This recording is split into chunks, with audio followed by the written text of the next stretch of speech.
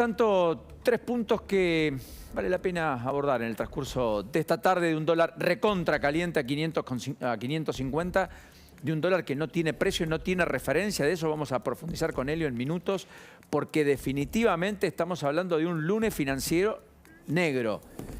Es muy bueno en términos de acciones, porque el acuerdo con el fondo da cierta previsibilidad, suponen, en términos de los ingresos de caja, porque empieza a hacer algún trabajo sucio en términos de la devaluación para que no quede todo para el próximo gobierno. Pero, cuidado, porque la expectativa fijada en un dólar paralelo que fija precios puede complicar las aspiraciones no solo ya electorales del oficialismo, sino también la transición en la Argentina de acá a diciembre. Entonces es un mix, es un ida y vuelta, es un difícil equilibrio en el que está entrando todo el mundo económico por estas horas. Esta es la foto política de esta mañana, es la foto de lo que fue ayer la elección en Córdoba Capital, donde había más de 1 millón de personas habilitadas para sufragar y donde el primer dato distintivo de la victoria de Daniel Pacerini, que retiene para el oficialismo provincial, para el que hoy todavía gobierna Schiaretti, pero que pasará a gobernar Yarlora y que lo tendrá Pacerini como intendente de la ciudad capital, el elemento distintivo es que 40% de la gente no concurrió a votar y es el nivel de participación más bajo histórico en Córdoba Capital, que desde fines de la década del 90 decidió desdoblar la elección a gobernador y vice de la elección a intendente de la ciudad capital. Y esta es la imagen que a mí me empieza a generar un denominador común, es decir, hay un actor adicional en esta elección que es el ausente.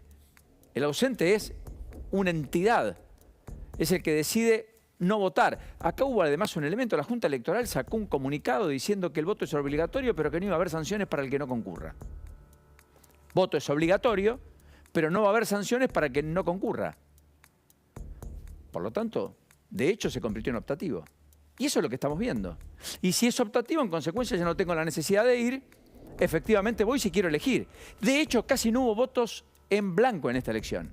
Porque en realidad el que no quería votar a favor directamente se quedó en su casa. Hubo 10.000 votos en blanco. En una elección donde participaron más de 500.000 cordobeses. Este es el comunicado de la Junta Electoral.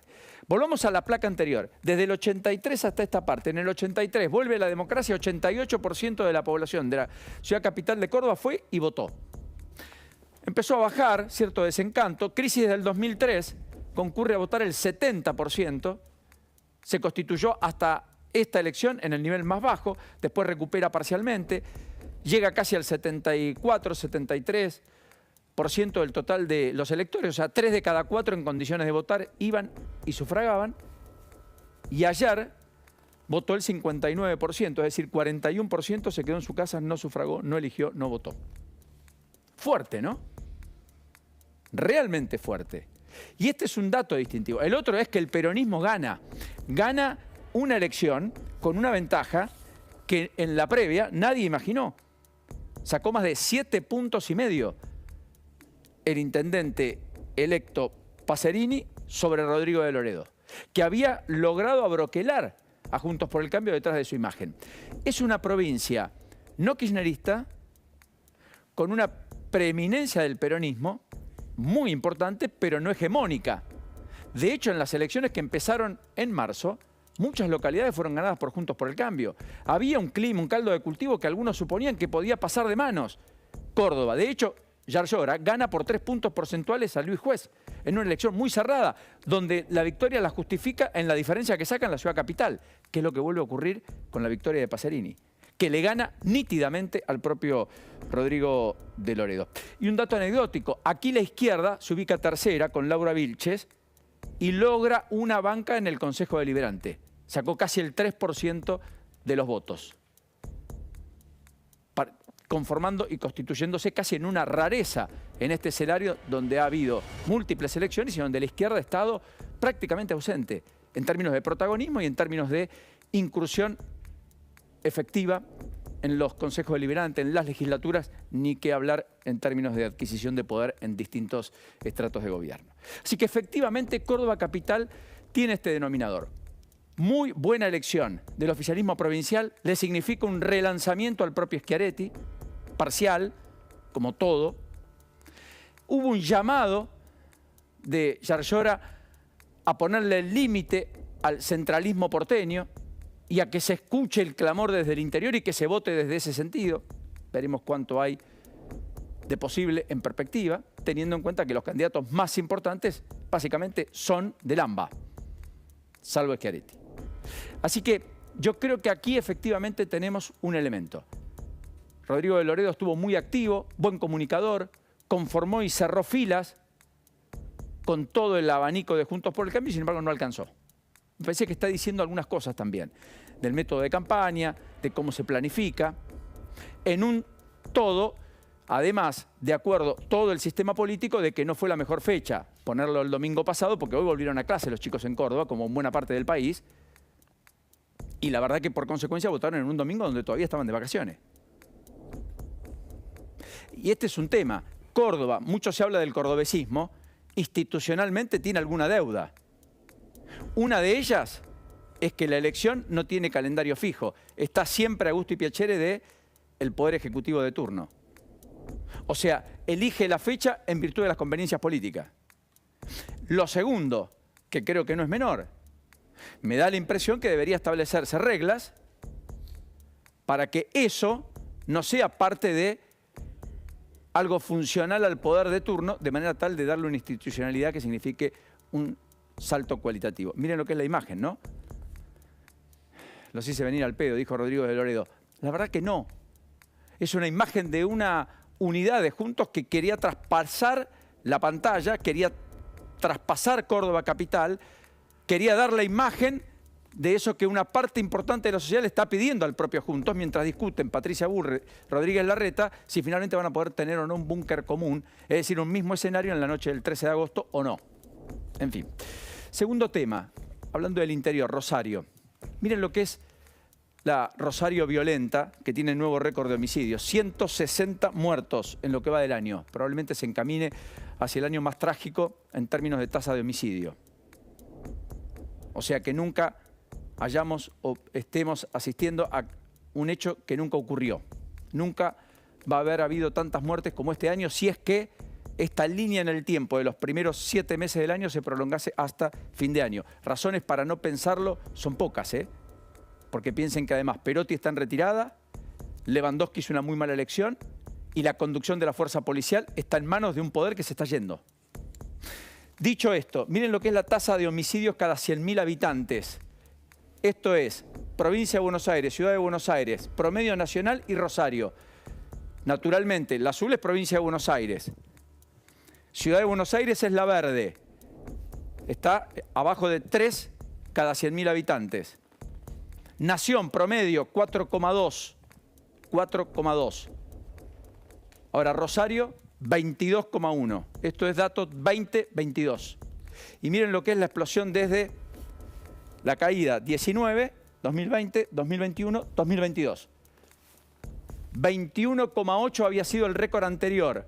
Cuando 2013, pleno estallido de la revuelta entre los monos por el dominio y la hegemonía del negocio del narcotráfico en Rosario. En ese momento alguien, Larroque, le endilgaba al socialismo ser el narcosocialismo, mientras el socialismo le endilgaba al gobierno nacional desentenderse del delito federal que implicaba el narcotráfico. Baja la tendencia, explota. Y ahora probablemente estemos caminando hacia 23, 24 homicidios cada 100.000 habitantes. Es impactante, ¿no? Un amigo me pasaba algún dato respecto a lo que sucedía en otros lugares del mundo. Rosario particularmente lo pongo sobre el tapete hoy porque han asesinado de un balazo a un chico de 16 años en una casa en construcción en Rosario y porque ayer hallaron el cadáver de un hombre debajo del puente de Avenida Sorrento, cuerpo que fue hallado por un vecino que pasaba por el lugar. Efectivamente, 2 muertos en las últimas horas. Además, esta madrugada incendiaron 3 automóviles en forma simultánea en la madrugada, no se sabe por qué, están buscando algo que los pueda acercar hacia dilucidar qué ocurrió. Y mientras tanto, además, se está recuperando parcialmente, porque sigue en un estado muy crítico, muy delicado, la mujer que iba en bicicleta. Los ladrones, la semana pasada, los ladrones la tiraron al piso, la ambulancia tardó más de 1 hora en asistirla, es el caso que vimos el jueves pasado, y su vida está en riesgo, está en terapia intensiva, en un cuadro muy delicado, desde hace 96 horas. Bueno, por eso marco lo de Rosario. Y algún amigo me daba cuenta, hablando de estos temas, de lo que pasa en alguna otra geografía argentina y del mundo. Miren esta otra placa comparativa, si es que la tenemos, de los homicidios. Esto es Rosario, 22,1. Medellín, 15. Bogotá, 12,8, hablando de Colombia. Cali, 39,3. Ciudad Juárez, México, 67,7. Homicidios cada 100.000 habitantes. Es un nivel altísimo, ¿eh? La Argentina promedio está en 4 homicidios cada 100.000 habitantes. Ciudad Juárez hoy es la 9ª ciudad con mayor tasa de homicidios en el mundo. Cali la 32ª.